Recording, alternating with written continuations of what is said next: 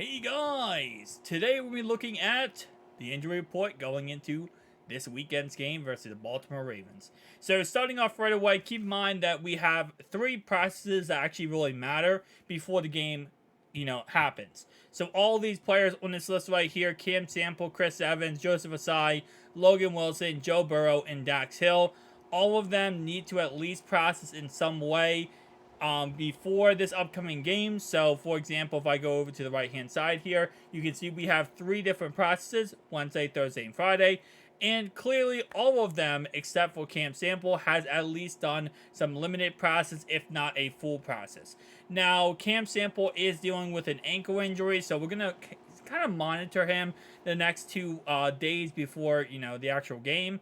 It's possible a player does not process all week and still plays, but usually if the player is not processing, it's not playing, right? That's pretty much usually how it works. Pretty cut and dry, right? It's pretty cut and dry there. All right, so for Joseph Asai, he is a limited process yesterday. We're going to see how he processes Thursday and Friday, but that's absolutely amazing news that he is back and actually out there, because going into the season, we thought he might be out for 4 weeks, right? We said, why not put him on IR? If he's going to be out for 4 weeks, might as well do that. Well, it looks like he's not going to be out for 4 weeks. It's very possible he plays this upcoming Sunday versus the Ravens, or even next week, 100%. So that's a W. That's a huge W, especially after last week's game. To have another pass rusher in there, to have another rotational piece in there, should be an absolute W for this upcoming game.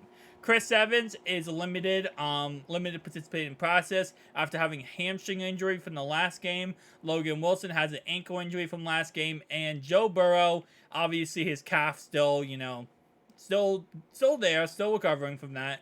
And Dax Hill has a hand problem, which is ironic because he actually got an interception last game, so I wonder if that's when the hand problem actually happened. Both of those guys, Joe and Dax, were full participant in process, which is awesome. Logan Wilson, again, like I said, Joseph Asai, Chris Evans were all limited participant in process. But again, keep in mind, some of those guys, like Logan Wilson, is a veteran. Chris Evans is a veteran. So it's very possible, especially with them being veterans, they either get a veteran rest day or they get limited process just because of they're dealing with something and they're a veteran. They don't have to be pushed out there and, risk more injury, more problems. One thing the Bengals love to do is, not push a player and risk them re-injuring themselves or injuring themselves worse, right? There's no reason to do it. And I know some teams, they kind of just shove them out for the Wolves. That's not that's not always the smart thing to do. All right. Let's switch over to the Ravens side. The Ravens have a lot of key players injured going into this game.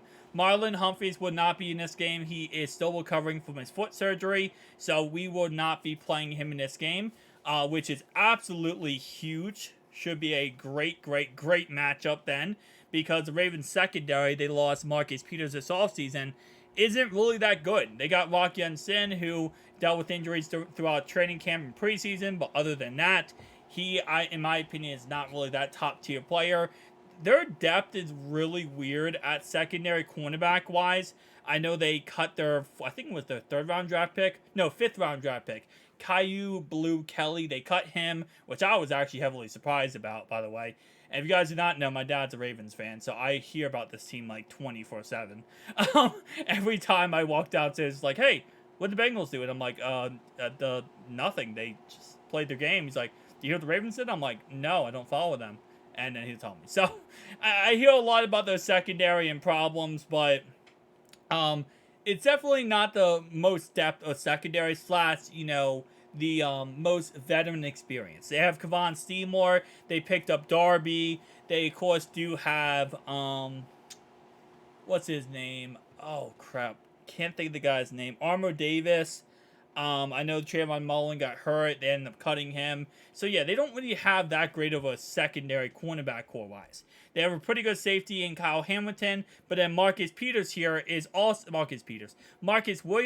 also banged up. He has a pectoral issue, and he might be out for this upcoming game. It's not looking good for him.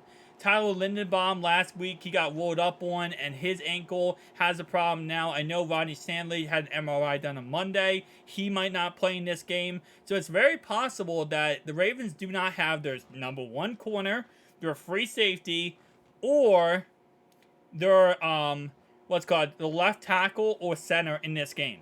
So, speaking about having Joseph Asai back in this game, having our defensive line very star-studded and stacked and ready to go again, this is going to be the game that, we need.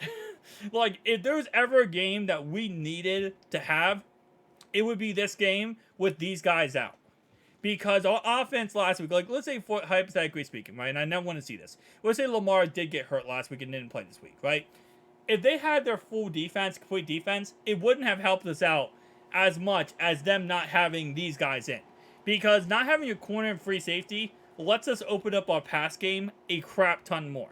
They still have Elway, they still have Ajabu, they still have Roquan Smith and Patrick Queen. They still have a good defense, but not having these guys are going to let us get, Jamar Chase open, T. Higgins open, etc., right? So, definitely going to help us out immensely. And I do hope that all these guys on the Ravens roster, by the way, I hope they recover, quickly, and they're great, and they're doing fantastic. I never want to see injuries happen, but if it does, happen for 1 or 2 games, and it benefits us, I'm always happy for that. Mark Andrews had a quad injury. He did not play last week. He was limited participating in practice on Wednesday. I think he'll play. Last week they didn't really activate him, I think because of the fact that they thought they didn't need to. They were playing the Houston Texans. This week is going to be a tougher matchup. They come to the jungle. They play us at home. So my guess is they're probably going to go ahead and go after this and try to, play as many players as they can against us because it's a divisional matchup, right? And you always want to win your divisional matchups. So overall wise, I'm really not scared this week. And I'm not trashing the Ravens by saying that. And trust me, I know the Ravens are a great opponent. They are a great, team. I'm not trashing them in any way. And again, I've said this many times going into this season. After the Cincinnati Bears, Cincinnati Mares comments last year and all the trash talk, I am not trash talking any team going into the game. Last week, I did not trash talk Cleveland Browns. And I can trash them after the game, but I'm not going to trash them going into the game because it's not how we work anymore. We're going to show how good we are on the field. Let all field talking do the walk-in. Do a field talk. Show how good we are on the field. Okay, I'm sorry. I apologize, guys. I cannot speak right now because I have this bump in my mouth and it's hurting to talk.